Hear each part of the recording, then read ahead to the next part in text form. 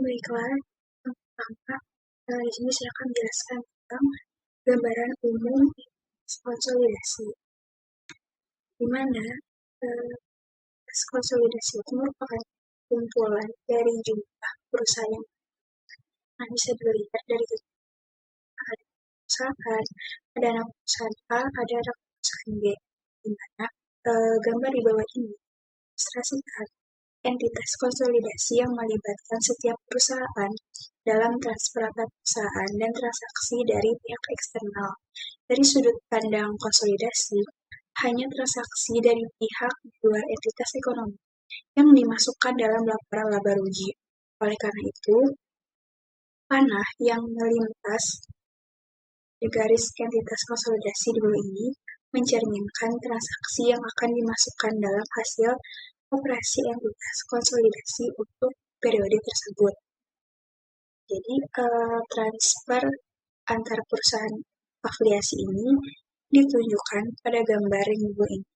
Pada gambar bawah itu ditunjukkan pada gambar sebagai panah yang tidak melewati garis batas dari entitas konsolidasi, di mana setara dengan transfer antar divisi atau antar anak perusahaan. Nah, dia itu antar divisi itu. Jadi, setara antar divisi dan tidak dilaporkan dalam laporan. Kemudian, di dalam gambaran ada eliminasi transfer perusahaan, di mana semua aspek transfer atau perusahaan harus dieliminasikan dalam penyusunan laporan keuangan konsolidasi, sehingga laporan keuangan tersebut seolah-olah merupakan laporan keuangan dari suatu perusahaan tunggal. Kemudian yang kedua ada eliminasi laba dan rugi yang belum direalisasikan. Nah, di mana eliminasi laba dan rugi itu disebut sebagai laba antar perusahaan yang belum direalisasikan. Nah, berikut ini merupakan gambaran dari penjualan antar perusahaan laba rugi tersebut. Nah, gambar ini menunjukkan tentang transaksi yang melibatkan induk perusahaan dan anak perusahaan. Dimana yang pertama-tama tanah dibeli oleh PT Induk dari pihak yang tidak berhubungan istimewa, kemudian dijual ke anak perusahaan, dan akhirnya dijual oleh anak perusahaan tersebut ke pihak yang tidak berhubungan istimewa. Nah, ada beberapa macam kasus dalam laporan laba rugi ini. Yang pertama ada kasus A, di mana kasus A ini berlangsung beli, kemudian ada jual ke anak perusahaan dan jual keluar afiliasi di periode yang sama, di mana kasus A ini ketiga transaksi terjadi pada periode akuntansi yang sama. Jumlah keuntungan yang dilaporkan atas transaksi tersebut adalah sebagai berikut. Sesuai yang gambar ada PT Induk dari 5 juta. Nah, 5 juta itu dapat dari 15 juta dikurang 10 juta. Kemudian PT Anak itu sebesar 10 juta. Nah, 10 juta itu dapat dari 25 juta dikurang 15 juta. Kemudian yang terakhir ada, nah, ketemu nih entitas konsolidasinya. Entitas konsolidasinya itu 15 juta, di mana 15 juta ini didapat dari 25 juta dikurang 10 juta. Nah, keuntungan yang dilaporkan oleh setiap entitas dianggap telah direalisasikan karena tanah telah terjual ke pihak yang tidak berhubungan istimewa selama periode tersebut. Jadi, total keuntungan yang dilaporkan oleh entitas konsolidasi adalah perbedaan antara harga yang dibayarkan oleh entitas konsolidasi sebesar 10 juta dan harga jual tanah entitas konsolidasi ke pihak luar sebesar 25 juta. Jadi, keuntungannya itu sebesar 15 juta. Jadi, keuntungan tersebut dilaporkan dalam laporan laba rugi konsolidasi. Jadi, dari sudut pandang konsolidasi, penjualan dari PT Induk ke PT Anak, transaksi kedua adalah transaksi internal dan tidak dilaporkan dalam laporan keuangan konsolidasi. Kemudian ada beli saja. Nah, di kasus B ini hanya terjadi transaksi T1 yang diselesaikan selama periode berjalan. di mana jumlah keuntungan yang dilaporkan atas transaksi tersebut adalah sebagai berikut. PT Induk Rupiah, PT Anak Rupiah, jadi entitas konsolidasinya 0. Kalau begitu, karena tidak ada penjualan yang dilakukan oleh perusahaan afiliasi dan tidak ada keuntungan yang dilaporkan atau direalisasikan, di mana tanah dilaporkan di neraca PT Induk dan di neraca konsolidasi sebesar biaya perolehan PT Induk, yang juga merupakan biaya perolehan atas konsolidasi. Kemudian yang ketiga ada beli dan jual ke anak perusahaan di periode yang sama.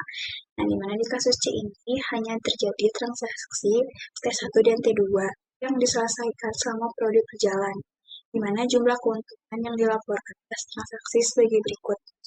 Karena PT Induk menghasilkan 5 juta, 5 juta ini dihasilkan dari 15 juta dikurang 10 juta, sedangkan PT Anak dan entitas konsolidasinya 0 juta. Nah, di mana pada kasus C ini, keuntungan itu sebesar 5 juta yang tadi sudah dijelaskan, dilaporkan oleh PT itu dianggap belum direalisasikan dari sudut pandang konsolidasi dan tidak dilaporkan dalam laporan laba rugi konsolidasi karena tanah tersebut belum dijual ke pihak di luar entitas konsolidasi. Tanah dicatat dalam pembukuan PT Anak sebesar 15 juta, yaitu biaya perolehan anak. Dari sudut pandang konsolidasi, tanah dinilai terlalu tinggi sehingga 5 juta, terlalu tinggi sebesar 5 juta, dan harus dilaporkan sebesar 10 juta biaya perolehan entitas konsolidasi. Nah, yang terakhir ada kasus tentang menjual keluar afiliasi saja. Nah, di kasus keempat ini hanya terjadi transaksi T3 yang diselesaikan selama periode berjalan, mana T1 dan T2-nya terjadi di periode sebelumnya. Jumlah keuntungan dilaporkan atas transaksi tersebut pada periode berjalan sebagai berikut, di mana PT Anak mengakui keuntungan sebesar selisih antara harga jual di 25 juta dan biaya perolehannya sebesar 15 juta. Sedangkan entitas konsolidasi melaporkan keuntungan sebesar selisih antara harga jual 25 juta dan biaya perolehan 10 juta. Nah, seperti yang digambar, PT Induk itu 0 rupiah, kemudian PT Anak itu 10 juta, 10 juta itu didapat dari 25 juta dikurang 15 juta, dan entitas konsolidasinya adalah 15 juta, di mana hasil selisih dari 25 juta dikurang 10 juta. Nah, mana dari sudut pandang entitas konsolidasi ini, penjualan aset dalam entitas konsolidasi hanya merupakan perubahan lokasi aset dan tidak mencerminkan akhir dari proses pendapatan. Untuk mencapai akhir dari proses pendapatan dalam entitas konsolidasi ini, harus terjadi penjualan ke pihak eksternal dari entitas konsolidasi.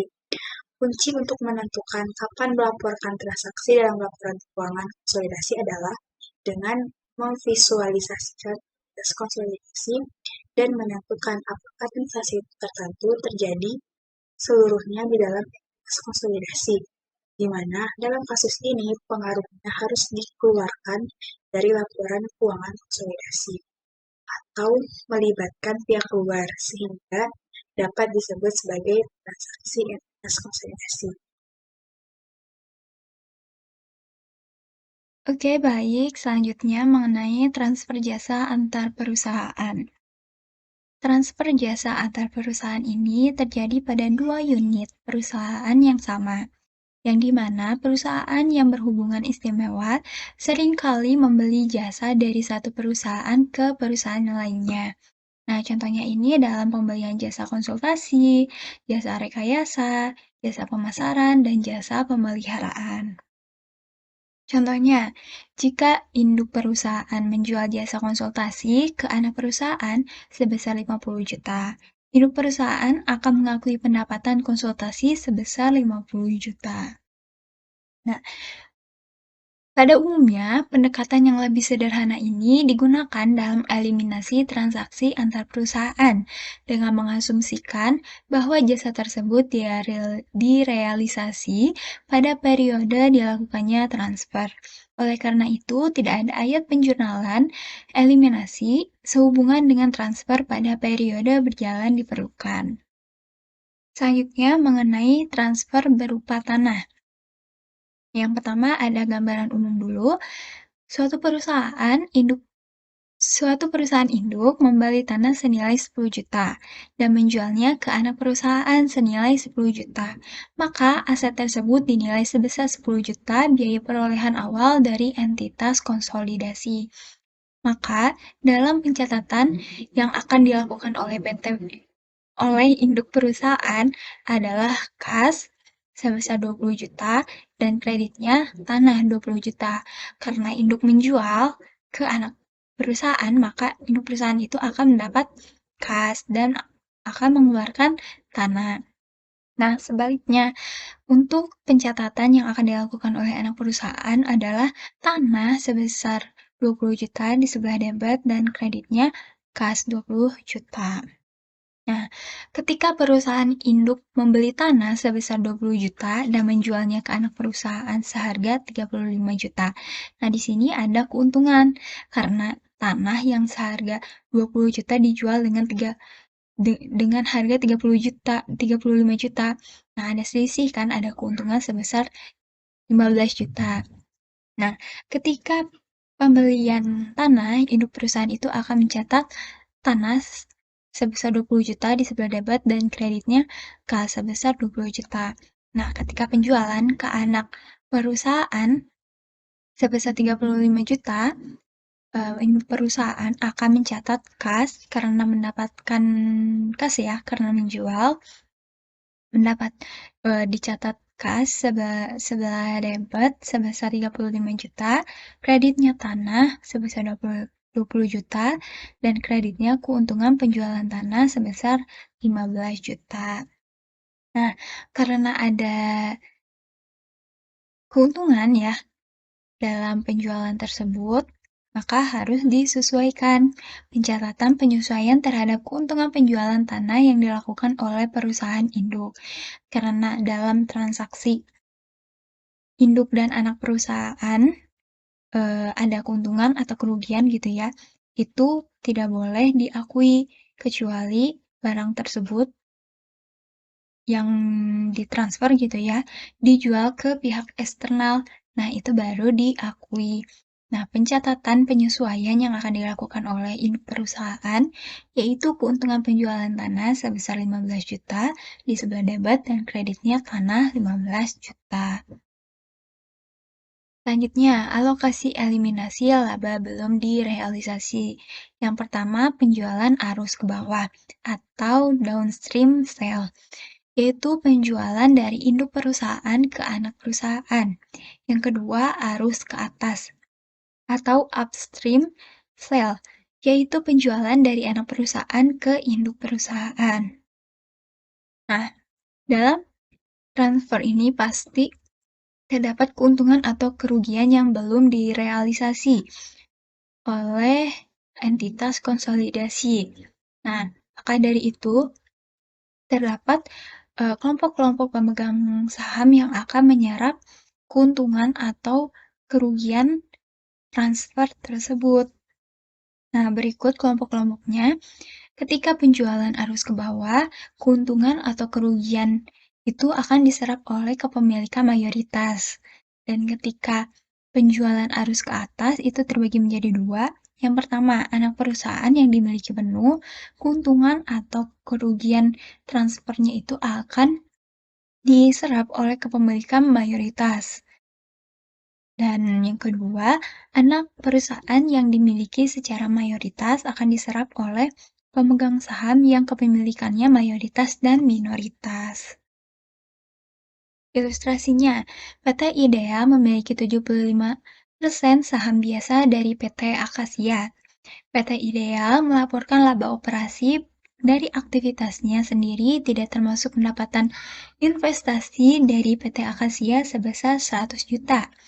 PT Akasia melaporkan laba bersih sebesar 60 juta, termasuk laba afiliasi penjual adalah keuntungan belum direalisasi sebesar 10 juta dari transfer aset antar perusahaan. Nah, maka perhitungan laba bersih ketika transaksi arus ke bawah. Nah, tadi kan laba operasional PT Ideal itu kan 100 juta, maka kita simpan 100 juta di laba terpisah PT Ideal. Nah, karena di sini ada 10 juta, yaitu keuntungan belum direalisasi, maka akan mengurangi laba terpisah atau laba operasional PT Ideal.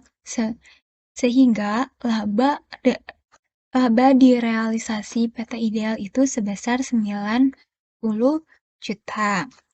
Lalu, di sini pun ada laba Akasia sebesar 60 juta dan PT Ideal memiliki 75% sahamnya. Maka 60 juta ini harus dikalikan dengan 75%. Maka 60 juta dikali 75% yaitu sebesar 45 juta. Laba direalisasikan milik PT Ideal sebesar 90 juta itu ditambah dengan bagian proporsionalnya sebesar 45 juta, sehingga laba bersih konsolidasi PT Ideal itu sebesar 135. Selanjutnya, perhitungan laba bersih ketika transaksi arus ke atas. Nah, tadi kan labanya itu 100 juta. Nah, tadi langsung dikurangi 10 juta ketika transaksinya arus ke bawah. Nah, kalau arus ke atas, laba bersih yang dimiliki oleh PT Akasia itu harus dikurangi dulu dengan laba yang belum direalisasi. 60 juta dikurangi 10 juta. Sehingga laba direalisasi oleh PT Ideal sebesar 50 juta dan kepemilikan PT Ideal itu sebesar 75% sahamnya, maka 50 juta itu dikali dengan 75%. Sehingga bagian proporsional milik PT Ideal itu sebesar 30 juta 500. 100 juta ditambah 30 juta 500 sama dengan 130 juta 500, yaitu laba bersih konsolidasi milik PT Ideal. Oke, selanjutnya pendapatan kepemilikan minoritas. Biaya yang dialokasikan kepemilikan minoritas adalah bagian proporsional kepemilikan minoritas atas laba direalisasi anak perusahaan dalam transaksi dengan pihak eksternal dari entitas konsolidasi. Kan tadi itu PT Ideal memiliki 75%, maka kepemilikan minoritasnya itu sebesar 25%. 100% dikurangi 75% sama dengan 25%. Maka, ketika penjualan arus ke bawah itu, langsung ya dikalikan dengan kepemilikan minoritas. Bagian proporsionalnya, 60 juta dikali 25% sama dengan 15 juta. Lalu ketika penjualan arus ke atas, laba bersihnya dikurangi terlebih dahulu dengan keuntungan belum direalisasi dari penjualan aset arus ke atas sebesar 10 juta. Maka laba bersih sebesar 60 juta dikurangi 10 juta yaitu 50 juta. Itu adalah laba bersih di realisasi PT Akasia, baru dikali dengan bagian proporsional kepemilikan minoritas sebesar 25%. 50 juta dikali dengan 20% sama dengan 15 juta. Selanjutnya, penjualan arus ke bawah dengan metode ekuitas dasar.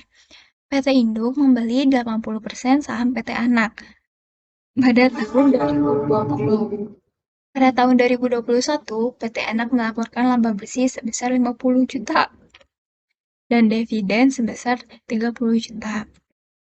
Laba bersih PT Induk sebesar 155 juta yang terdiri dari laba operasional 140 juta dan laba keuntungan penjualan tanah sebesar 15 juta.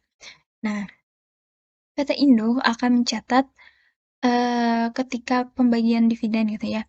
Bagian saham itu adalah kas 24 juta sebelah lebar dan kreditnya investasi pada saham PT Anak 24 juta. Nah, 24 juta ini dari dividen 30 juta dikali dengan 80%, yaitu kepemilikan PT Induk. Lalu mencatat juga investasi pada saham PT Anak sebelah debit sebesar 40 juta dan pendapatan dari PT Anak sebesar 40 juta.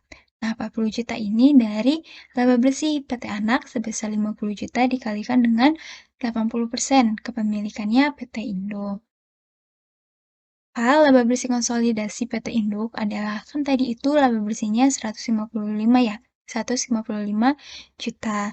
Dan laba direalisasi oleh PT Anak itu adalah 50 juta dikalikan dengan bagian proporsional. Bagian kepemilikan sahamnya PT Induk gitu ya, sebesar 80%. 50 juta dikalikan dengan 80% adalah 40 juta. Maka total laba yang dimiliki oleh PT Induk adalah 155 ditambah 40 juta. Totalnya adalah 195 juta. Nah, karena ada laba yang belum direalisasikan, maka akan mengurangi total laba 15 juta. 195 juta dikurangi dengan 15 juta, laba bersih konsolidasinya adalah 180 juta. Sekian dari saya. Materi selanjutnya akan dilanjutkan oleh rekan saya. Baik, selanjutnya ada penjualan arus ke atas dengan metode ekuitas dasar. Jika sebelumnya yang dibahas itu adalah penjualan tanah dari PT Induk ke PT Anak, yang sekarang itu posisinya ke atas. Penjualan tanahnya dari PT Anak ke PT Induk. Tapi ilustrasi yang digunakan di sini masih sama ya, di mana PT Induk ini memiliki 80% saham PT Anak. Nah, yang membedakan di sini laba bersih pada tahun 2021 PT Anak sekitar 60 juta. Dari mana? Ini ada tambahan 15 juta dari keuntungan penjualan tanah tadi. Nah, untuk jurnal yang harus dibuat oleh PT Induk pada tahun 2021 itu kayak gimana sih? Yang pertama ini untuk mencatat dividen dari PT Anak. Ini masih sama kayak yang arus ke bawah. Kas debit, kreditnya investasi pada saham PT Anak sebesar 24 juta. Nominalnya juga masih sama. Karena dividen dari PT Anaknya juga sama, yaitu 30 juta. Lalu dikalikan proporsional dari PT Induk 80%. Hasilnya 24 juta rupiah. Lalu yang kedua ini untuk mencatat laba yang diterima dari PT Anak. Di sini beda nominalnya. Karena kalau misalnya arus ke bawah itu laba bersih perusahaan PT Anak itu besar 50 juta. Nggak ada tuh keuntungan sebesar 15 juta dari penjualan tanah karena PT Anak yang nerima tanahnya kalau arus ke bawah. Nah, di arus ke atas ini kan PT Anak mencatat keuntungan tadi atas penjualan tanah ke PT Induk. Jadi laba bersihnya 65 juta. Dikalikan 80%, hasilnya 52 juta rupiah. Lalu, berapa sih laba bersih konsolidasinya kalau gitu? Laba bersih konsolidasinya, yang pertama itu ada laba terpisah PT Induknya, sebesar 140 juta, ditambah dengan bagian PT Induk atas PT Anak. Nah, laba bersih PT Anaknya 65 juta, dikurangi dengan laba yang belum terrealisasi atas penjualan tanah ke atas tadi, sebesar 15 juta. Jadi maksud di sini belum terrealisasi kenapa? Karena tanah yang dijual ke PT Induk itu masih milik PT Induk, belum dijual ke pihak yang non-afiliasi gitu. Jadi labanya belum terrealisasi sebesar 15 juta rupiah. Maka laba yang direalisasi oleh PT Anak sebesar 50 juta rupiah. Lalu dikalikan dengan proporsional PT Induk, yaitu 80%, maka hasilnya adalah 40 juta rupiah. Ditambah dengan 140 juta rupiah, maka laba bersih konsolidasinya yaitu Rp180 juta. Selanjutnya, karena yang tadi itu 80% punyanya PT Induk, maka 20% sahamnya dimiliki oleh non-pengendali. Non-pengendali pasti dapat dong kan ya bagiannya atas pendapatan PT Anak. Ya harus dihitung. Mana laba bersih PT Anak tadi 65 juta dikurangi dengan laba yang belum terrealisasi atas penjualan tanah arus ke atas tadi sebesar 15 juta, maka pendapatan yang terrealisasi sebesar 50 juta rupiah. Kalikan dengan 20% sisanya tadi. Maka pendapatan yang diterima oleh non-pengendali yaitu sebesar 10 juta rupiah. Selanjutnya ini ada jurnal eliminasi. Nah, kalau misalnya satu perusahaan konsolidasi mau bikin laporan keuangan konsolidasi itu harus bikin jurnal eliminasi dulu. Tujuannya untuk mengeliminasi transaksi dari kedua perusahaan afiliasi ini, dari PT Anak maupun PT Induk. Contohnya kan tadi tuh ada penjualan tanah. Tapi masih sama-sama satu perusahaan kan kalau menurut dilihat dari konsolidasi, maka itu harus dieliminasi. Bukan jangan, tapi nggak boleh gitu ya, muncul di laporan konsolidasi. Nah, yang pertama ini, jurnal untuk mengeliminasi dividen dan laba yang diterima oleh PT Induk. Tadi udah ditulis, udah dicatat 52 juta pendapatan dari PT Anak, terus dividen dari PT Anak sebesar 24 juta. Ini harus dihilangkan, dieliminasi. Maka caranya didebitkan pendapatan dari anak perusahaan sebesar 52 juta, terus dividen tadi kan didebit tuh. Sekarang harus dikreditkan sebesar menggunakan akun dividen diumumkan sebesar 24 juta. Lalu kreditnya lagi ada investasi pada saham PT Anak sebesar 28 juta rupiah. Lalu jurnal yang kedua ini untuk mengalokasikan laba PT Anak ke kepentingan non-pengendali. Yang 10 juta ini tadi ya. Ini caranya mendebit akun pendapatan untuk kepentingan non-pengendali sebesar 10 juta rupiah. Kreditnya ada dividen diumumkan sebesar 6 juta rupiah. Dan kredit satu lagi ada kepentingan non-pengendali sebesar 4 juta rupiah. Dan yang terakhir ini, jurnal eliminasi untuk mengeliminasi keuntungan yang belum terrealisasi dari penjualan tanah tadi. Karena masih dimiliki sama afiliasi pembeli nih. Jurnalnya yaitu di debit ada keuntungan penjualan tanah dan kreditnya tanah sebesar 15 juta rupiah. Nah, ini sebenarnya udah disebut-sebut nih dari tadi. Eliminasi laba belum direalisasi pada tahun berikut. Nah, misalnya tadi kan dijual tanahnya ke afiliasi pembeli itu tahun 2021. Ternyata di tahun 2022 masih dimiliki oleh afiliasi pembeli, baik itu PT Anak atau PT Induk ya, yang sebagai pembeli tadi, jadi masih dimiliki gitu, belum dijual ke pihak non-afiliasi, maka harus dibuat jurnal eliminasi untuk tahun 2022 itu. Nah, kalau misalnya penjualannya arus ke bawah, jurnalnya harus dibuat itu debitnya saldo laba 1 Januari, kreditnya tanah sebesar 15 juta rupiah. Kenapa cuma satu ini? Karena penjualan ke bawah itu kan artinya PT Induk yang menjual ke PT Anak. Dan PT Induklah yang mencatat keuntungan dari penjualan tadi. Dan keuntungan itu hanya berpengaruh pada PT Induk aja. Nggak ada pengaruhnya ke pihak non-pengendali. Nah, sedangkan arus ke atas itu yang mencatat keuntungannya kan PT Anak. Nah, Laba dari PT Anak ini berpengaruh ke pihak non-pengendali dan pihak pengendali atau PT Induk. Nah, jurnal yang dibuatnya ada sedikit perbedaan. Saldo laba 1 Januari didebit sebesar 12 juta, kepemilikan minoritas didebit sebesar 3 juta, dan kreditnya tanah sebesar 15 juta rupiah.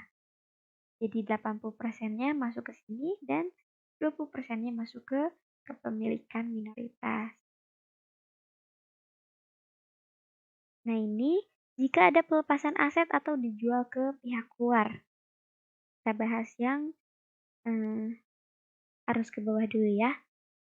Tadi kan tahun 2021 itu dijual ke PT Anak.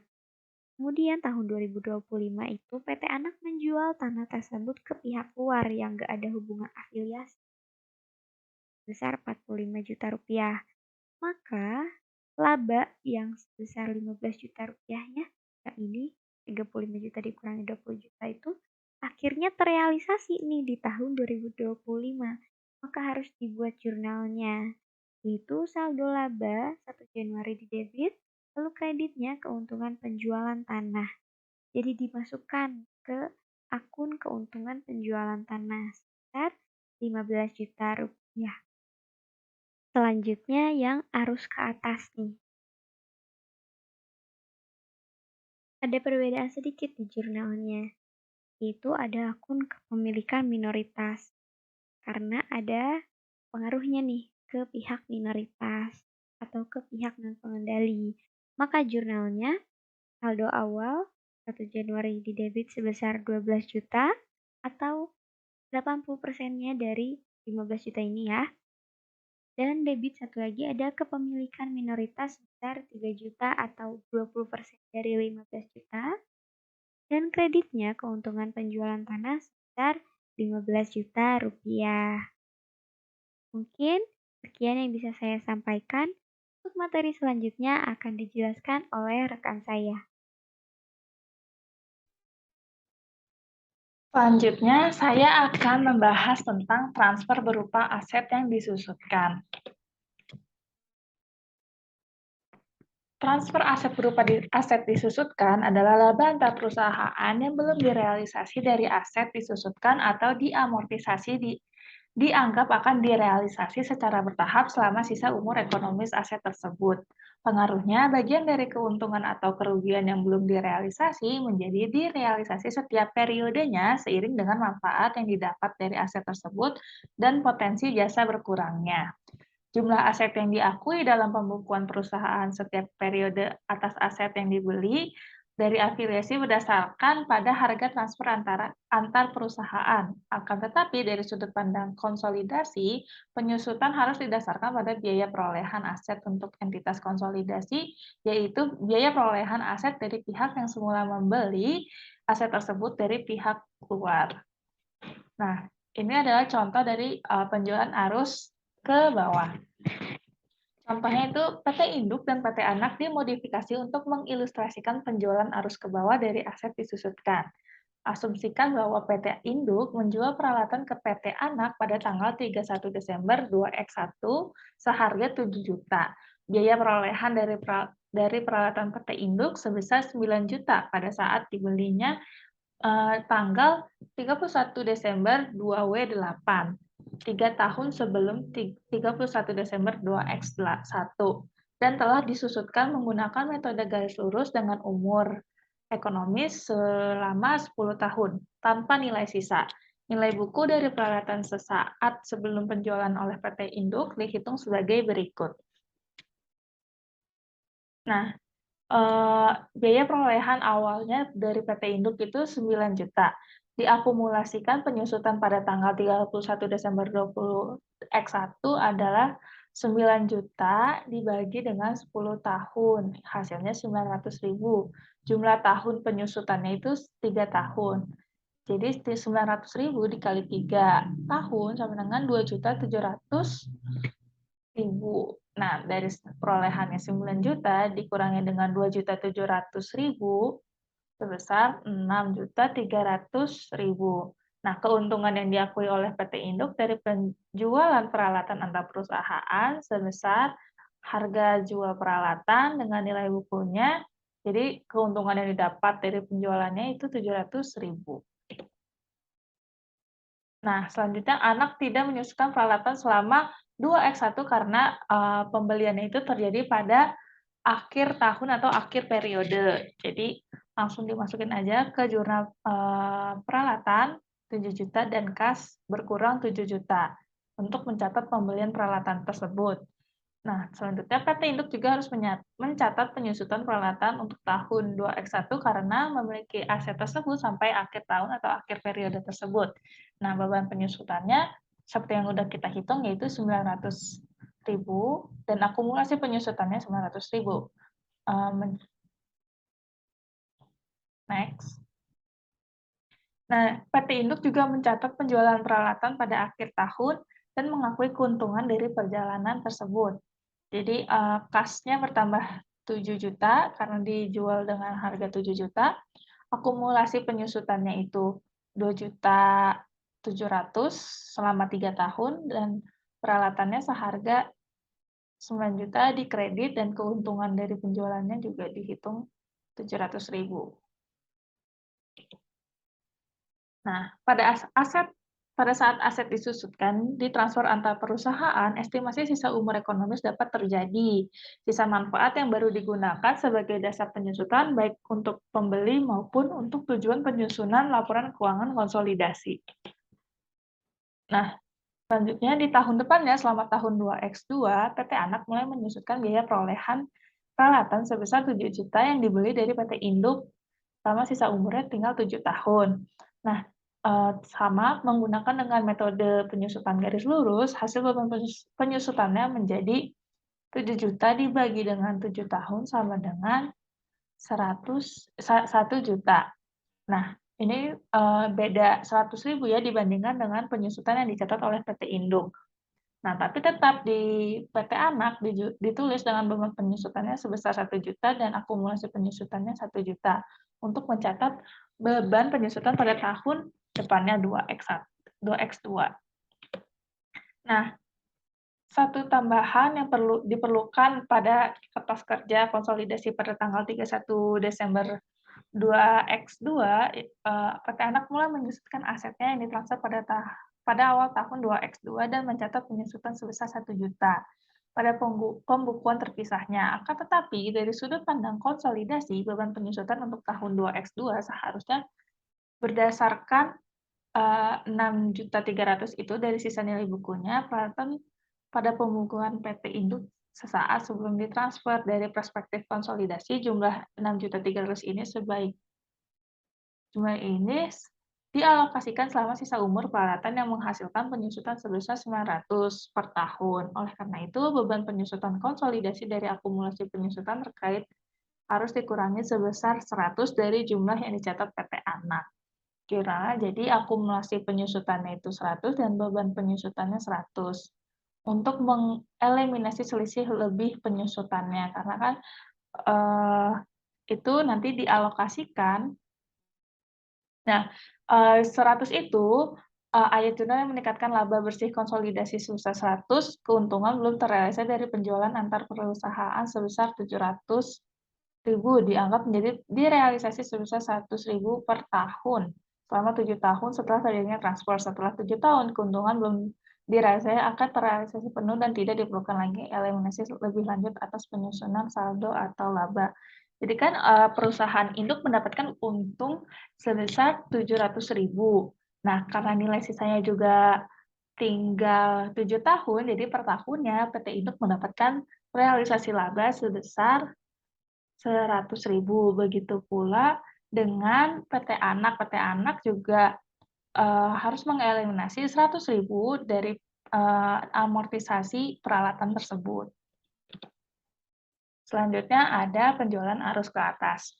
Perlakuan laba belum direalisasi dari penjualan antar perusahaan arus ke atas sama dengan perlakuan untuk penjualan arus ke bawah, kecuali laba belum direalisasi dan pengakuan realisasi berikutnya harus dialokasikan antara kepemilikan mayoritas dan minoritas. Contohnya, asumsikan bahwa PT Anak menjual peralatan ke PT Induk seharga 7 juta. Sama ya seperti yang tadi. Nah, pada tanggalnya juga sama 31 Desember 20X1. PT Anak semula membeli peralatannya itu seharga 9 juta 3 tahun sebelum terjadinya transaksi antar perusahaan ini. Nilai buku peralatan pada tanggal penjualannya adalah sebagai berikut. Ini masih sama ya kayak tadi, cuma bedanya ini biaya yang diperoleh oleh PT Anak yaitu 9 juta dengan penyusutannya per tahun itu 900.000 dikali 3 sama dengan 2.700.000 dan nilai buku per tahun 31 Desember 20X1 adalah 6.300.000. Nah, PT Anak juga mencatat penyusunan peralatan untuk tahun berjalan dan menjual peralatan ke PT Induk pada tanggal 30 Desember 20X1 dengan ayat jurnal sebagai berikut. Masih sama kayak tadi, ini PT Anak mencatat beban penyusutannya sebesar 900 dan akumulasi penyusutan sebesar 900.000 dan menerima kas sebesar 7 juta dengan akumulasi penyusutan 2.700.000, mengurangi peralatan 9 juta dan mencatat penjualan peralatan 700. Nah, ini labanya ya 700.000. Nah, penyusutan dicatat oleh PT Induk yaitu sama kayak tadi 1 juta per tahun. Jika aset tersebut tidak ditransfer, jadinya penyusutannya 900.000, masih ada selisih 100.000. Nah, peningkatan laba sebesar 100 dipandang sebagai hasil realisasi sebagian dari keuntungan transfer antar perusahaan. Keuntungan antar perusahaan sebesar 700 dianggap direalisasi sebesar 100.000 per tahun selama 7 tahun setelah transfer antar perusahaan. Keuntungan sebesar 700.000 direalisasi setiap tahun kepemilikan mayoritas meningkat dan juga kepemilikan minoritas. Nah, ini adalah jurnal untuk mengeliminasi jumlah selisih dari penyusutannya. Nah, pada kasus transfer aset antar perusahaan terjadi selama periode berjalan bukan pada akhir periode. Sebagian dari keuntungan ataupun kerugian antar perusahaan dianggap direalisasi pada periode transfer. Jika hal ini terjadi, maka ayat jurnal eliminasi kertas kerja pada akhir tahun tersebut harus memasukkan pengaruh beban penyusutan dan akumulasi penyusutan. Jumlah penyesuaian ini sama dengan selisih antara penyusutan yang tercatat oleh pembeli dan penyusutan yang harus dicatat oleh penjual untuk periode yang dimulai dari saat penjualan antar perusahaan. Sekian dari saya, selanjutnya dilanjutkan oleh teman saya.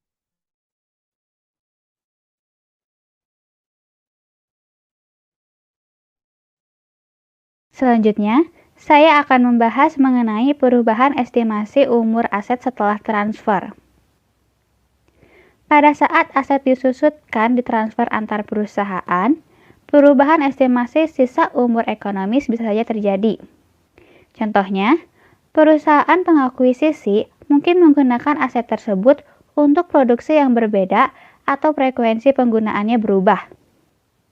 Jika terjadi perubahan estimasi sisa umur aset disusutkan pada saat transfer antar perusahaan, untuk perlakuannya akan sama dengan jika perubahan tersebut terjadi pada aset yang masih terdapat pada pembukuan afiliasi yang mentransfer sisa manfaat yang baru digunakan sebagai dasar penyusutan, baik untuk afiliasi pembeli maupun untuk tujuan penyusunan laporan keuangan konsolidasi. Untuk contohnya, selama tahun 2000X2, PT Anak mulai menyusutkan biaya perolehan peralatan sebesar 7 juta yang dibeli dari PT Induk selama sisa umur 7 tahun menggunakan penyusutan garis lurus. Maka hasilnya, beban penyusutan itu menjadi 7 juta dibagi 7 tahun sama dengan 1 juta. Lebih tinggi dari 100.000 dibandingkan penyusutan yang dicatat oleh PT Induk. Maka penulisannya, beban penyusutan sebesar 1 juta di debit dan akumulasi penyusutan sebesar 1 juta di kredit. Ini dipakai untuk mencatat beban penyusutan untuk tahun 2000X2. Ada tambahan ayat jurnal eliminasi yang diperlukan pada kertas kerja konsolidasi pada tanggal 31 Desember 2000X2. PT Anak mulai menyusutkan aset yang ditransfer pada tahun 2000X2 dan mencatat penyusutan sebesar 1 juta, yang dimana 1 juta ini hasil dari 7 juta dibagi dengan 7 tahun. Akan tetapi, dari sudut pandang konsolidasi, beban penyusutan untuk tahun 2000X2 ini harusnya berdasarkan 6.300.000 sisa nilai buku peralatan pada pembukuan PT Induk sebelum ditransfer. Dari perspektif konsolidasi, jumlah 6.300.000 ini dialokasikan selama sisa umur peralatan yang menghasilkan penyusutan sebesar 900.000. 900.000 ini didapatkan dari 6.300.000 dibagi 7 tahun. Oleh karena itu, beban penyusutan konsolidasi dan akumulasi penyusutan terkait harus dikurangi sebesar 100.000 dari jumlah yang dicatat oleh PT Anak. Maka akan didapat akumulasi penyusutan di debit sebesar 100.000 dan beban penyusutan di kredit sebesar 100.000.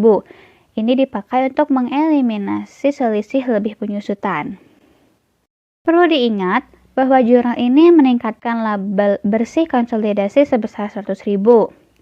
Keuntungan ini belum terrealisasi dari penjualan antar perusahaan sebesar 700.000 dianggap menjadi direalisasi sebesar 100.000 per tahun selama 7 tahun setelah terjadinya transfer. Setelah 7 tahun, keuntungan belum direalisasi ini akan terrealisasi penuh dan tidak diperlukan lagi eliminasi lebih lanjut atas penyusutan atau saldo laba. Untuk penjualan arus ke atas, perlakuan laba belum direalisasi dari penjualan antar perusahaan arus ke atas ini sama dengan perlakuan untuk arus ke bawah kecuali laba belum direalisasi. Dan pengakuan realisasi berikutnya harus dialokasikan antara kepemilikan mayoritas dan juga minoritas. Asumsikan bahwa PT Anak menjual peralatan ke PT Induk seharga 7 juta pada tanggal 31 Desember 2001. PT Anak ini semulanya membeli peralatan seharga 9 juta untuk kurun waktu 3 tahun sebelum terjadinya transfer antar perusahaan. Maka nilai bukunya akan menjadi biaya perolehan PT Anak sebesar 9 juta dan akumulasi penyusutan per 31 Desember 2001-nya penyusutan tahunan sebesar 9 juta dibagi 10 tahun sama dengan 900.000. Dan untuk jumlah tahunnya ada 3 tahun, maka 900.000 dikali 3 tahun itu sama dengan 2.700.000. Lalu 9 juta tadi dikurangi dengan 2.700.000, maka nilai buku per 31 Desember 2001-nya itu terdapat 6.300.000. PT Anak mencatat penyusutan atas peralatan untuk tahun berjalan dan menjual peralatan ke PT Induk pada tanggal 30 Desember 2001 dengan ayat jurnal berikut. 31 Desember 2001. Beban penyusutan sebesar 900.000 di debit dan akumulasi penyusutan sebesar 900 di kredit.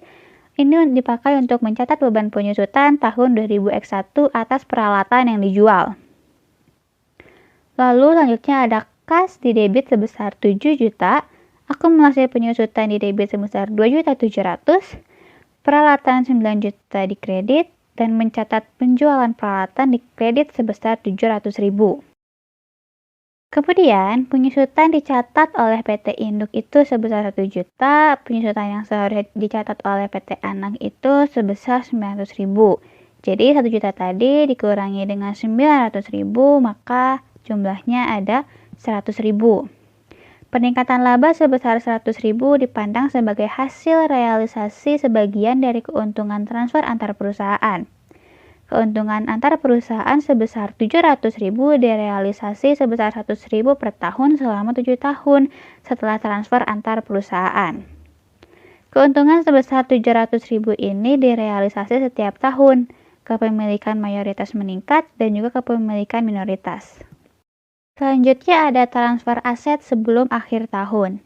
Pada kasus dengan transfer aset antar perusahaan terjadi selama periode berjalan bukan pada akhir periode, sebagian dari keuntungan atau kerugian antar perusahaan dianggap direalisasi pada periode transfer.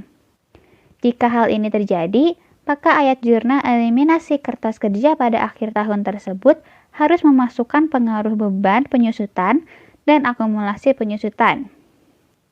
Jumlah penyesuaian ini sama dengan selisih antar penyusutan yang tercatat oleh pembeli dan penyusutan yang seharusnya dicatat oleh penjual untuk periode yang dimulai dari saat penjualan antar perusahaan. Selanjutnya ada transfer aset berupa aset diamortisasi. Hak produksi, paten, dan jenis aset tak berwujud lainnya dapat dijual ke perusahaan afiliasi. Akuntansi untuk aset tak berwujud biasanya berbeda dengan akuntansi aset berwujud. Dalam hal amortisasi, aset tak berwujud umumnya dilaporkan sebesar saldo sisa yang belum diamortisasi pada penggunaan akun kontrak. Selain menetapkan akuntansi amortisasi dari aset tak berwujud terhadap biaya perolehan aset, penjualan aset tak berwujud antar perusahaan ini diperlakukan dengan cara yang sama dengan penjualan aset berwujud antar perusahaan. Baiklah, di sini saya akan menjelaskan tentang transfer antar perusahaan dan persediaan, di mana berdasarkan tinjauan bila membuat transaksi persediaan antar perusahaan diperlukan ayat jurnal eliminasi untuk menghilangkan pendapatan dan beban yang terkait dengan transfer antar perusahaan yang dicatat oleh masing-masing perusahaan.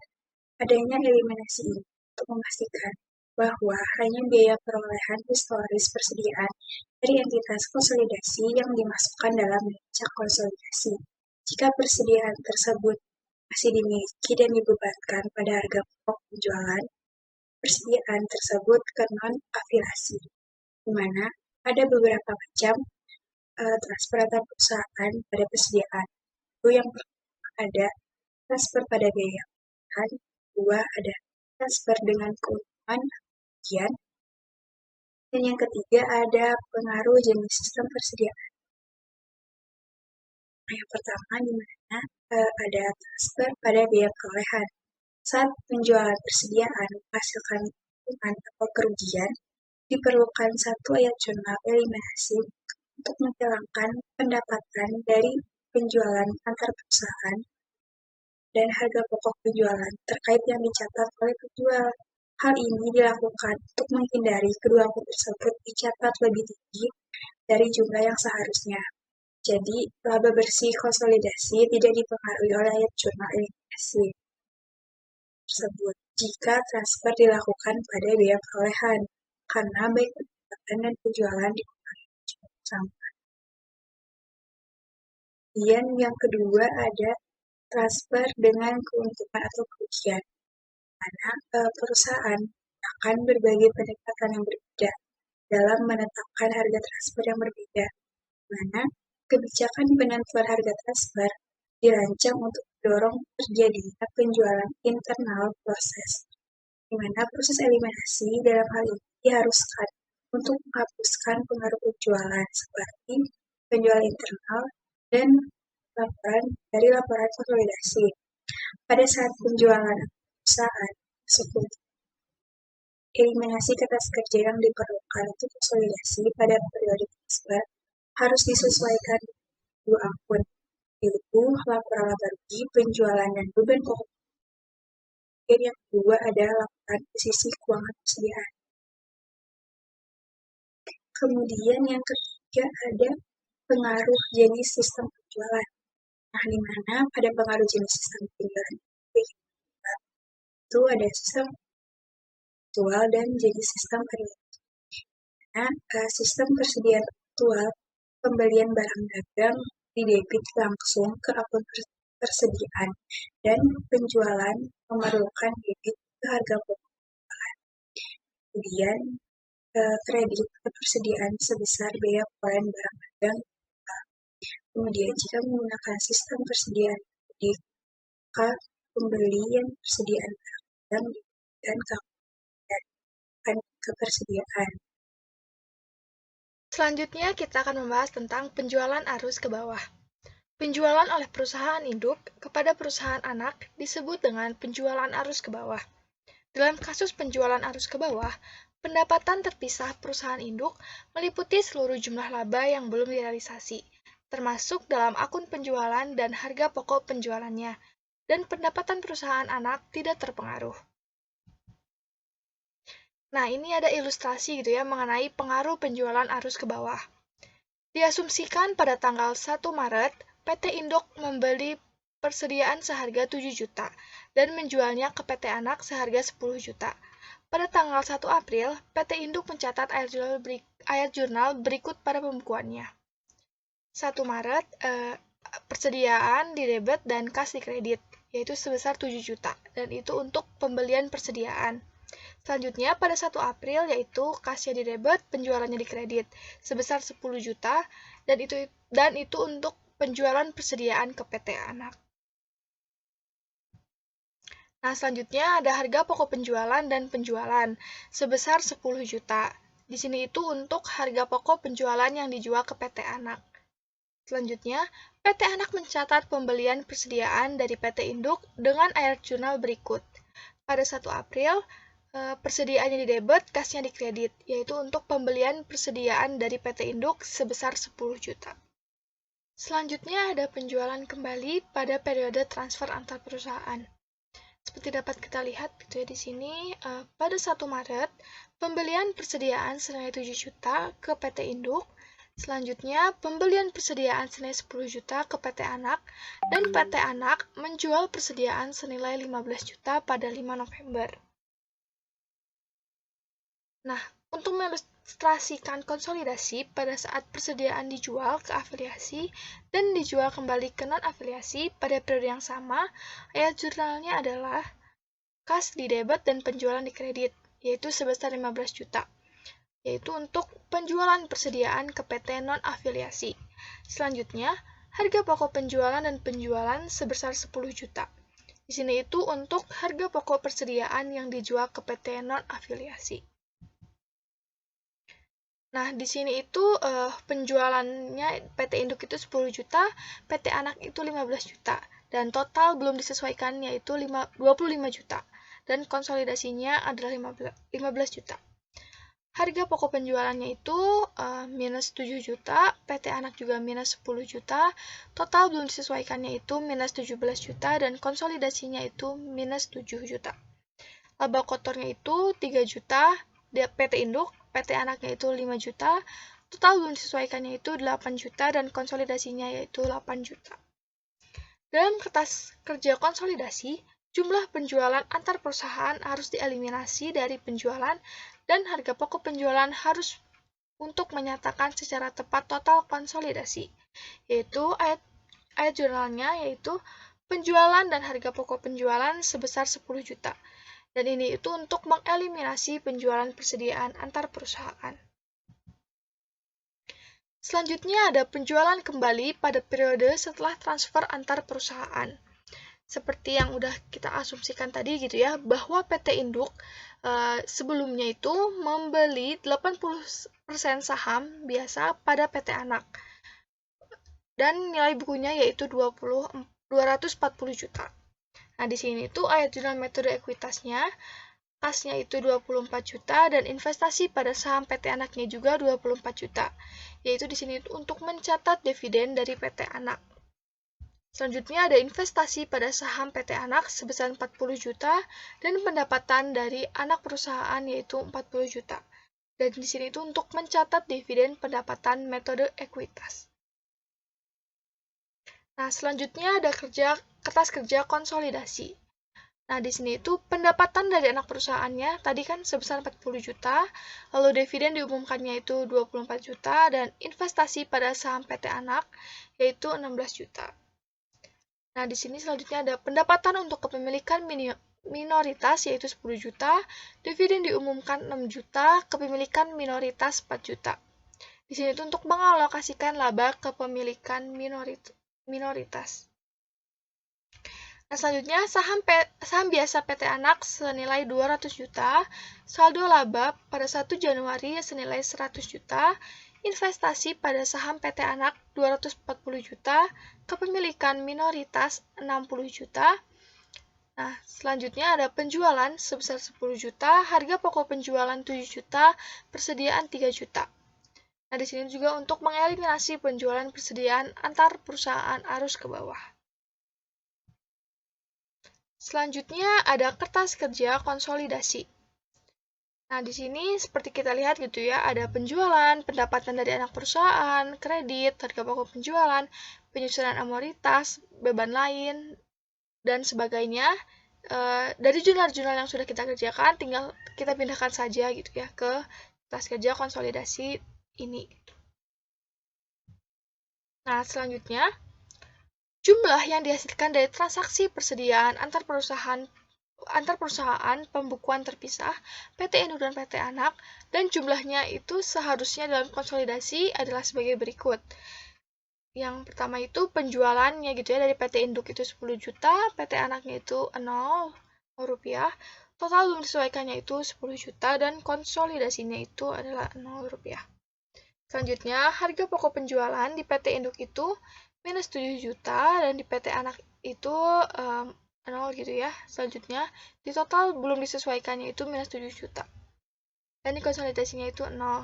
Selanjutnya di laba kotor, PT Induk itu 3 juta, PT Anak itu 0.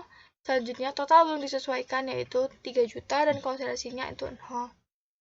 Dan selanjutnya persediaannya itu PT Induknya 0 dan PT Anaknya 10 juta. Total belum disesuaikan yaitu 10 juta dan konsolidasinya yaitu 7 juta. Nah, di sini itu mengoreksi gitu ya total yang belum disesuaikan menjadi jumlah yang seharusnya dalam konsolidasi, baik penjualan maupun harga pokok penjualan yang diambil dari neraca PT Induk dikurangi dalam penyusunan laba rugi konsolidasi. Nah, dengan melakukan hal tersebut, labanya itu berkurang gitu ya. Kan di sini tuh 3 juta ya, di sini 3 juta. Nah, berarti 10 juta dikurangi 3 juta dan persediaan itu tinggal 7 juta. Nah, selanjutnya ada laba bersih konsolidasi. Nah, di sini itu ada laba operasi terpisah PT Induk sebesar 140 juta dikurangi laba antar perusahaan belum direalisasi dari penjualan persediaan arus ke bawah yang tadi gitu ya, 3 juta dikurangi 3 juta. Selanjutnya ada laba direalisasi terpisah PT Induk. Bagian PT Induk atas laba PT Anak, yang pertama itu ada laba bersih PT Anak 50 juta, bagian proporsi PT Induk gitu ya, yang udah kita jelaskan yaitu 80% gitu ya, jadi dikali 0,80. Itu hasilnya adalah 40 juta. Jadi laba bersih konsolidasinya itu 177 juta rupiah. Nah, selanjutnya ada ayat jurnal metode ekuitas. Nah, di sini itu ada kas dan investasi pada saham PT Anak, yaitu sebesar 32 juta. Di sini itu untuk mencatat dividen dari PT Anak. Selanjutnya ada investasi pada saham PT Anak dan pendapatan dari anak perusahaan sebesar 60 juta, dan di sini itu untuk mencatat dividen pendapatan metode ekuitas. Nah, di sini adalah saldo investasi gitu ya. Nah, biaya perolehannya tadi yang di awal dikatakan kan nilai bukunya 240 juta. Jadi di sini 240 juta, lalu akrual ekuitas tahun 2021-nya itu 50 juta dikali 0,80 yaitu tadi 40 juta. Saldo akhirnya itu 256 juta. Nah, selanjutnya akrual ekuitas pada tahun 2021 ini itu yang tadi gitu ya, yang harus kita hitung 75 juta dikali 0,80 yaitu 60 juta dan saldonya jadi 284 juta. Nah, di sini selanjutnya ada dividen tahun yaitu 30 juta dikali 0,80 yaitu 24 juta, dan dividen tahun 2022 yaitu 40 juta dikali 0,80 dan hasilnya 32 juta. Selanjutnya ada kertas kerja konsolidasi tahun 2022 gitu ya. Nah, di sini ada pendapatan dari anak perusahaan sebesar 60 juta, dividen diumumkan sebesar 32 juta, dan investasi saham pada PT Anak yaitu 28 juta. Di sini itu untuk mengeliminasi pendapatan dari anak perusahaan. Selanjutnya, Pendapatan untuk kepemilikan minoritas sebesar 15 juta, dividen diumumkan 8 juta, kepemilikan minoritas 7 juta. Nah, di sini itu perhitungannya dapat 15 juta itu dari yang tadi gitu ya, 75 juta dikali 0,20 itu hasilnya 15 juta. Nah, di sini ada saham biasa PT Anak sebesar 200 juta, saldo labanya pada 1 Januari itu 120, dan investasi pada saham PT Anak 256 juta, dan kepemilikan minoritas 64 juta. Di sini itu untuk mengeliminasi saldo investasi awal. Nah, saldo laba pada 1 Januari yaitu 3 juta, dan harga pokok penjualannya itu 3 juta. Dan untuk mengeliminasi keuntungan persediaan awal. Jika dilaporkan pada laporan laba rugi konsolidasi sebesar total yang belum disesuaikan dari pembukuan PT Induk dan PT Anak, maka menjadi seperti ini gitu ya. Penjualannya itu kan berarti jadi PT Induknya itu masih 0, PT Anaknya 15 juta, total belum disesuaikannya 15 juta, dan konsolidasinya 15 juta. Selanjutnya, harga pokok penjualannya itu di PT Induknya masih 0, di PT Anaknya dikurangi 10 juta, total belum disesuaikannya itu dikurangi 10 juta, konsolidasinya juga dikurangi 7 juta. Sehingga laba kotornya itu di PT Induk masih 0, di PT Anak menjadi 5 juta, total belum disesuaikannya itu menjadi 5 juta, dan konsolidasinya menjadi 8 juta. Selanjutnya ada laba bersih konsolidasi gitu ya. Laba bersih konsolidasi ini sebesar 223 juta. Laba operasi terpisah dari PT Induk itu 160 juta, realisasi laba antar perusahaan yang ditangguhkan 3 juta, laba direalisasi terpisah PT Induk menjadi 163 juta, dan bagian dari PT Induk atas laba PT Anak, yaitu laba bersih PT Anak menjadi 75 juta, dan bagian proporsional PT Induk 0,80. Nah, di sini itu 75 juta dikali 0,80 menjadi 60 juta. Sehingga laba bersih konsolidasinya menjadi 223 juta. Nah, di sini ada persediaan dimiliki selama 2 periode atau lebih. Nah, di sini ada kertas kerja konsolidasi. Di sini ada penjualan, pendapatan dari anak perusahaan, kredit, harga pokok penjualan, penyusutan dan amortisasi, dan beban lain. Nah, seperti kita ketahui, kita sudah mengerjakan kan jurnal-jurnal sebelumnya, tinggal kita masukkan saja ke dalam kertas kerja ini. Gitu. Nah, sehingga saldo laba 1 Januari-nya itu menjadi 3 juta, dan persediaannya juga menjadi 3 juta. Nah, di sini itu untuk mengeliminasi keuntungan persediaan awal. Untuk selanjutnya adalah penjualan persediaan arus ke atas, yaitu penjualan oleh anak perusahaan ke perusahaan induk. Jadi arusnya adalah pembelian persediaan oleh perusahaan anak, lalu transfer antar perusahaan ke perusahaan induk. Ada dua hal yang harus diperhatikan. Yang pertama adalah jika persediaan dijual oleh perusahaan induk ke non-afiliasi pada periode yang sama, maka ayat jurnal metode ekuitas dan ayat jurnal eliminasi dalam kertas kerja sama dengan kasus penjualan arus ke bawah. Lalu jika persediaan tidak dijual oleh perusahaan induk ke non-afiliasi sebelum akhir periode, maka pembagian keuntungan antar perusahaan belum direalisasikan. Selanjutnya adalah mencatat ayat jurnal metode ekuitas dasar untuk tahun 2001 oleh PT Induk. Yang pertama adalah mencatat kas dan investasi pada saham PT Anak, di mana kas adalah di debit dan investasi pada saham PT Anak di kredit ya, sebesar 24 juta. Dari mana dapatnya angka itu adalah dari dividen PT Anak yang sebesar 30 juta dikalikan 80%. Selanjutnya adalah mencatat investasi pada saham PT Anak dan pendapatan dari anak perusahaan yang sebesar 40 juta. Angkanya dapat dari dividen dari PT Anak yang sebesar 50 juta dikalikan 80%. Selanjutnya adalah kertas kerja konsolidasi untuk tahun 2001. Ada beberapa hal yang harus dieliminasi, yaitu mengeliminasi pendapatan dari anak perusahaan, lalu mengalokasikan laba kepemilikan minoritas, lalu mengeliminasi saldo investasi awal, dan mengeliminasi keuntungan penjualan persediaan. Untuk mengeliminasi pendapatan dari anak perusahaan, dicatat adalah pendapatan dari anak perusahaan sebesar 40 juta di debit, lalu dividen diumumkan dan investasi pada saham PT Anak di kredit, yang masing-masing sebesar adalah 24 juta dan 16 juta. Lalu untuk mengalokasikan laba ke kepemilikan minoritas, yang pertama adalah pendapatan untuk kepemilikan minoritas dicatat di debit sebesar 9.400.000. Lalu dividen diumumkannya sebesar 6 juta di kredit, dan kepemilikan minoritas sebesar 3.400.000 di kredit. Untuk mengeliminasi saldo investasi awal,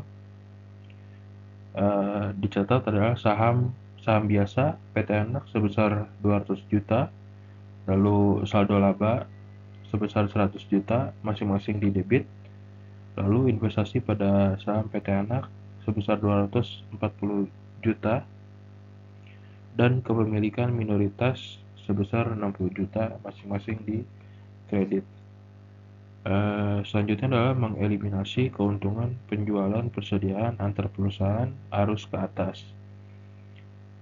Dicatat adalah penjualan sebesar 10 juta di debit, lalu harga pokok penjualan sebesar 7 juta di kredit, dan persediaan sebesar 3 juta di kredit.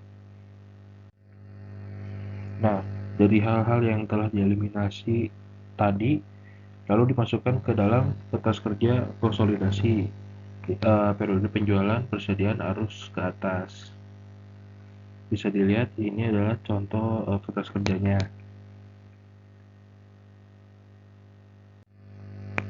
Setelah melakukan eliminasi, maka akan didapatkan laba bersih konsolidasi untuk tahun 2001.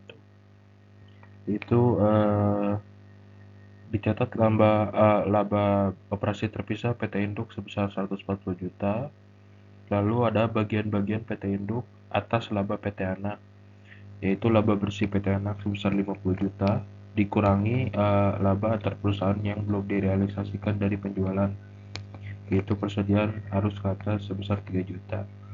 Maka laba direalisasikan PT Anak itu sebesar 47 juta. Lalu ada bagian proporsional PT Induk yang sebesar 80%, maka didapatkan 30.600.000. Maka laba bersih konsolidasi pada tahun 2001 ya, ini salah pencatatannya, yaitu 140 juta ditambahkan 30.600.000, maka akan didapatkan 177.600.000. Selanjutnya adalah pencatatan ayat jurnal metode ekuitas dasar untuk tahun 2002 ya. Masih sama seperti yang sebelumnya, yaitu pencatatan kas dan investasi pada saham PT Anak dan investasi pada saham PT Anak, lalu pendapatan dari anak perusahaan, di mana kas dan investasi pada saham PT Anak sebesar 32 juta dan investasi pada saham PT Anak dan pendapatan dari anak perusahaan itu sebesar 60 juta. Lalu untuk mengerjakan kertas kerja konsolidasi untuk tahun 2002 ini dilakukan eliminasi atau alokasi, di mana pendapatan dari anak perusahaan sebesar 60 juta di debit dan dividen diumumkan sebesar 30 juta di kredit, dan investasi pada saham PT Anak sebesar 28 juta, yaitu untuk mengeliminasi pendapatan dari anak perusahaan. Selanjutnya adalah mengalokasikan laba kepemilikan minoritas, di mana pendapatan untuk kepemilikan minoritas sebesar 15.600.000 di debit, lalu dividen diumumkan sebesar 8 juta di kredit, dan kepemilikan minoritas sebesar 7.600.000. Selanjutnya untuk mengeliminasi saldo investasi awal, di mana saham biasa PT Anak sebesar 200 juta dan saldo laba 1 Januari pada 1 Januari 2002 ya, sebesar 120 juta di debit masing-masing, dan investasi pada saham PT Anak dan kepemilikan minoritas sebesar 256 juta dan 64 juta masing-masing dicatat di kredit. Dan terakhir adalah mengeliminasi keuntungan persediaan awal, di mana saldo laba 1 Januari sebesar 2.400.000 dan kepemilikan minoritas 600.000 dicatat di debit, dan harga pokok penjualan sebesar 3 juta dicatat di kredit. Selanjutnya adalah laba bersih konsolidasi untuk tahun 2002, di mana laba operasi terpisah PT Induk sebesar 160 juta, lalu bagian-bagian PT Induk atas laba PT Anak yang berisikan laba bersih PT Anak sebesar 75 juta, lalu ada laba perusahaan yang belum direalisasikan penjualan, di mana persediaan arus ke atas sebesar 3 juta. Maka laba direalisasikan PT Anak adalah sebesar 78 juta.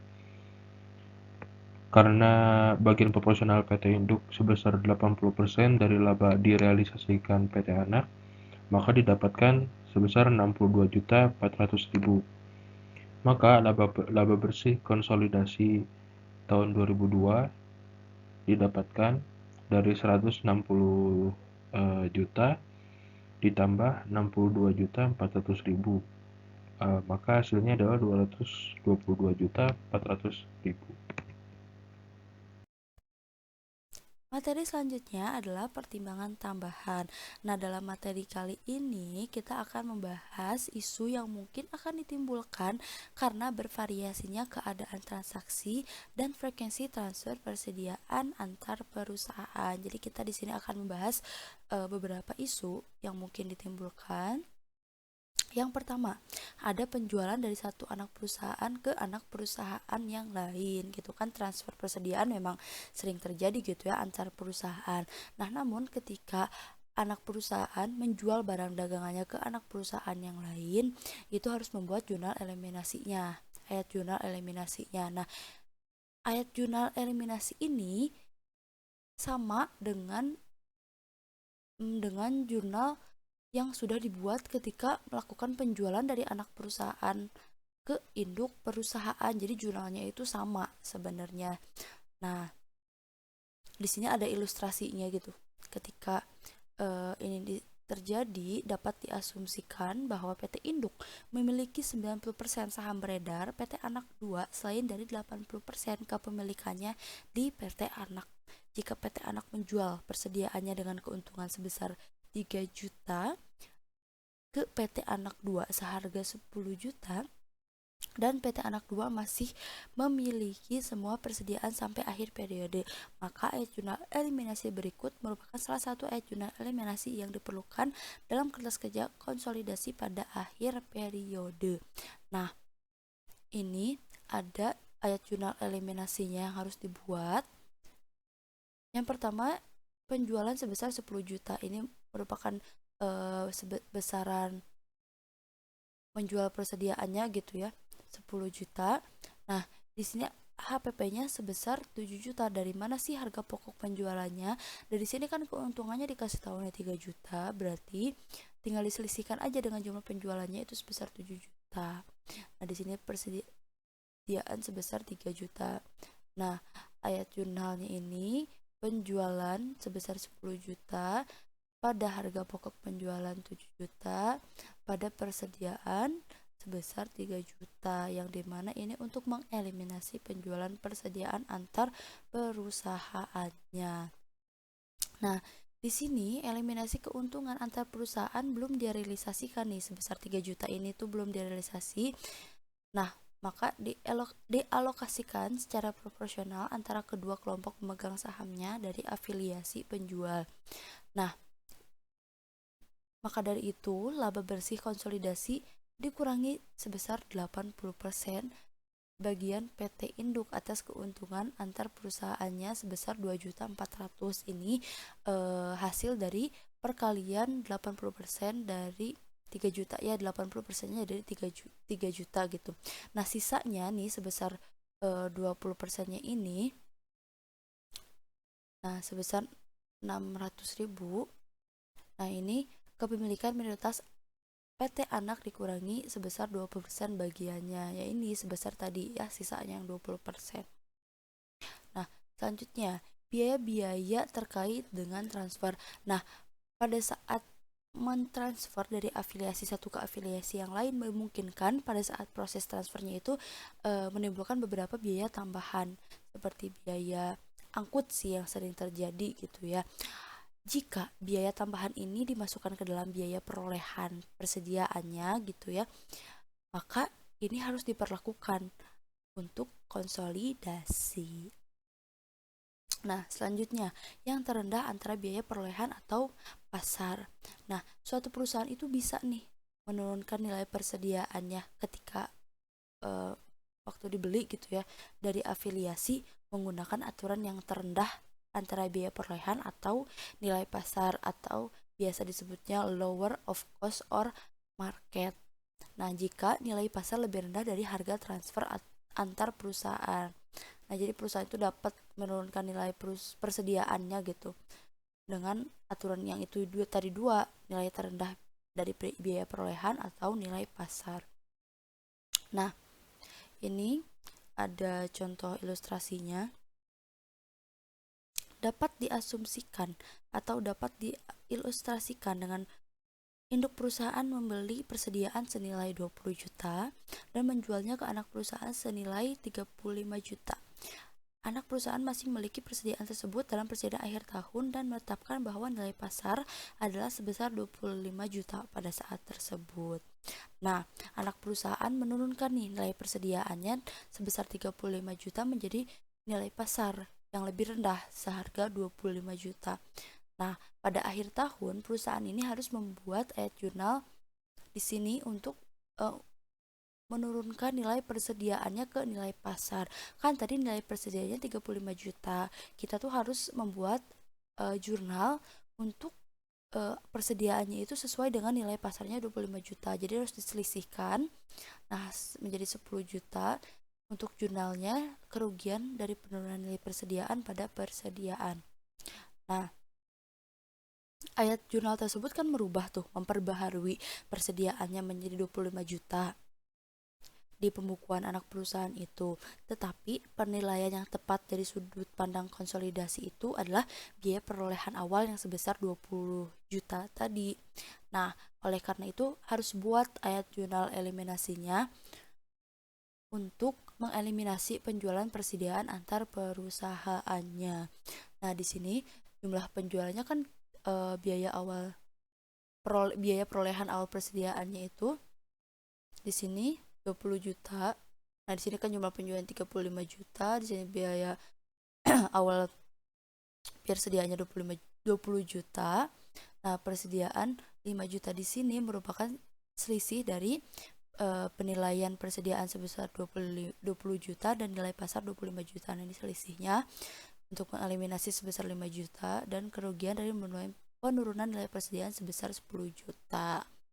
Nah, ini jurnal ya untuk mengeliminasi penjualan persediaan antar perusahaannya yang tadi. Oke, lanjut. Di sini ada penjualan dan pembelian sebelum afiliasi. Nah, kadangkala itu perusahaan menjual persediaan dari satu perusahaan ke perusahaan yang lain padahal tidak berafiliasi, namun ternyata di kemudian hari itu berafiliasi dalam penggabungan usaha. Nah, perlakuan konsolidasi untuk keuntungan dari transfer persediaan yang terjadi sebelum penggabungan usaha itu tergantung nih apakah perusahaan itu pada saat melakukan transaksinya independen atau tidak. Terus transaksi penjualannya itu merupakan hasil dari transaksi yang wajar atau tidak gitu. Nah, sebagai aturan umum, pengaruh dari transaksi yang bukan hasil transaksi wajar itu harus dieliminasi.